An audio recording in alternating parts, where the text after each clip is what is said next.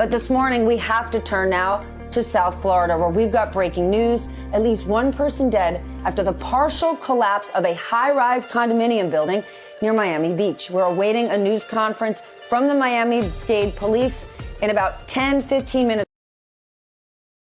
Show you these dramatic rescues that took place. More than 80 fire rescue units rushing to the scene early this morning. Witnesses and survivors describing a scene of terror and absolute confusion. A weird sound. It could have been thunder, but it didn't really sound like thunder, and we felt the building shake. I saw a plume of smoke coming up, very unusual shape, and just everything about it was unusual. I opened the door to my apartment.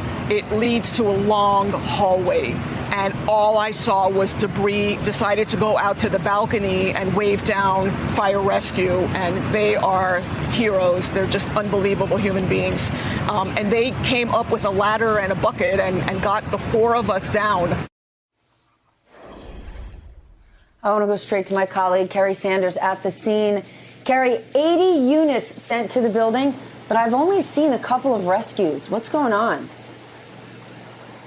Well, you know, this building collapsed. As we look at the back side of it, it pancaked. We have a 12-story building, a total of 136 units in there. We believe that most of them were occupied, if not by residents, people here on vacation that were borrowing apartments and staying there. We know of one family that's here from Argentina, a husband, a wife, and a young 6-year-old daughter that the friends and relatives here have not heard from. And so these are some incredibly anxious moments as they're waiting to find out some news. As you noted, a lot of people on the emergency side that have responded here. If there's one upside, the Metro-Dade or the Miami-Dade Fire Department is a world-class urban search and rescue team that has responded to earthquakes around the world. That not only means that they have the expertise, but they have the gear that can go in and listen, and the cameras that they can poke on long lines in there to see if there's any voids where people may be inside. But at this point, the waiting is agonizing. Eliana Salzhauer is a commissioner here in Surfside, a very small town, quite frankly, that's just north of Miami. Sort of update me what we know right now.